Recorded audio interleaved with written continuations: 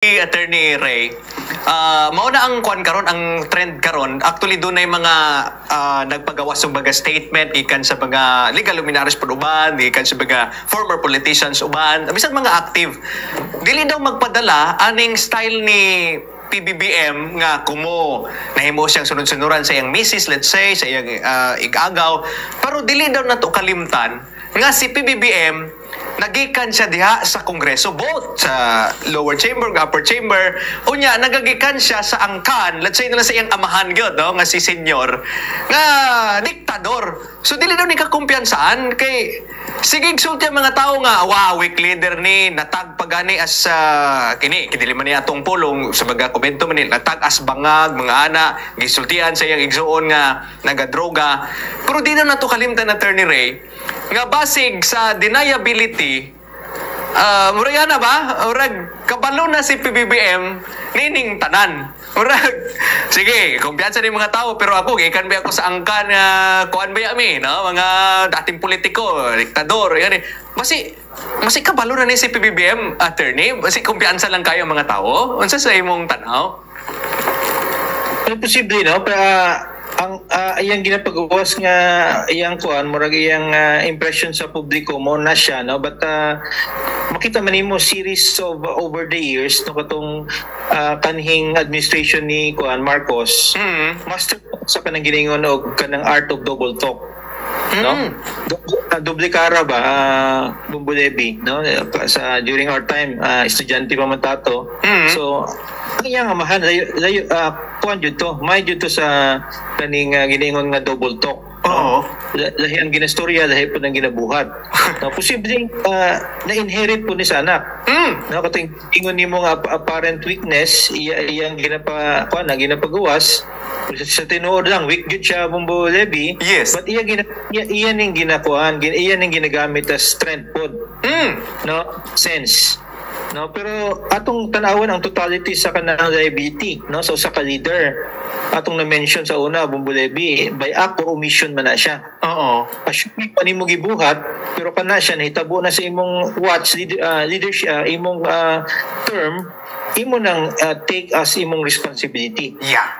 No, even i-assume nimo nga wakan ni kuanana ni participate, but being the national leader, no, anang scale sa corruption, kana siya dapat imo ako una sa imong responsibility kay omission nimo na siya.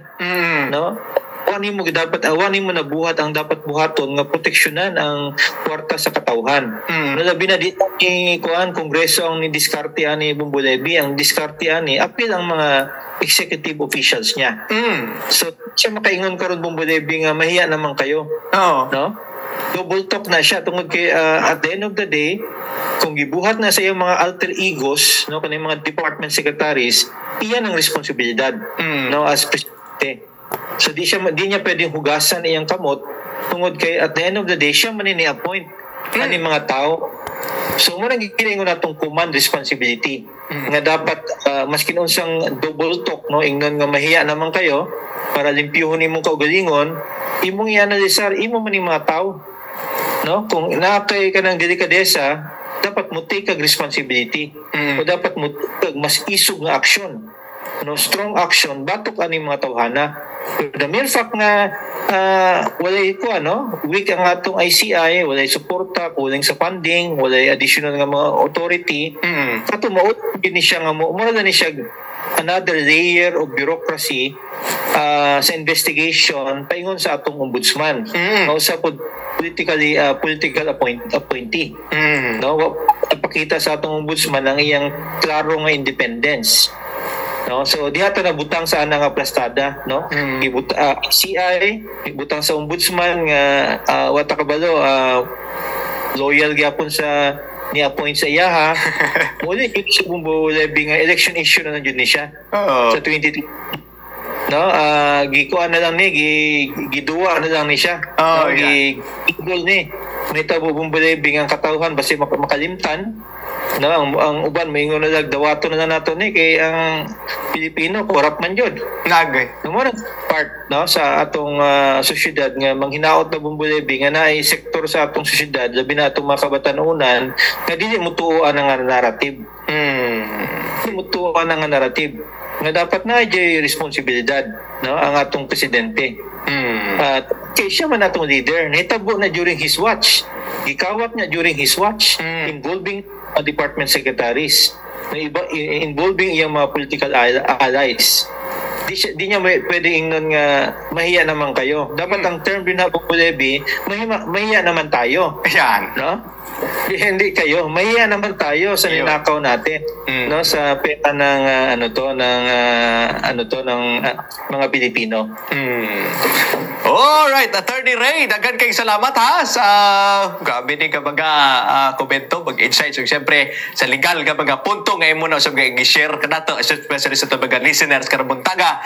Hindi usab sa tuwag rehiyon o sa tuwag mga viewers diya sa social media accounts na to. Thank you so much, Attorney Ray. Anytime, no, Humbulebi. Si Attorney Ray Cartuhano, pagkiita ng abogado mga kabombo, no? O, taghang mga anggulo. Ang iyausap nga na-share karong buntaga din sa mainit-init yun nga tupiko na unsa bitaw ni in taon. Nangayabo naman